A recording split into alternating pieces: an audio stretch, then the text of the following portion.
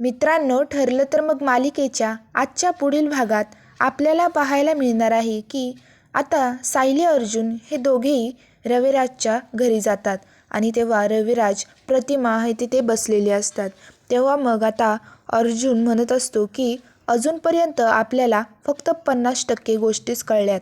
हे सगळं महिपत आणि त्या मिस्ट्रेस मॅनने केलं असल्याचं संशय आहे आपल्याला, आणि जर आपल्याला अजून गोष्टी कळून घ्यायच्या असतील ना, तर मग आपल्याला त्या हॉस्पिटलमध्ये जावं लागेल जिथे हे सर्व सॉल्व्ह होईल. मग नंतरनं सुमन सायलीला विचारते, कसला विचार करतेस तू? मग सायली म्हणते, सुमन काकू, मला जरा तुमची मदत हवी होती. मग सुमन म्हणते, बोल ना.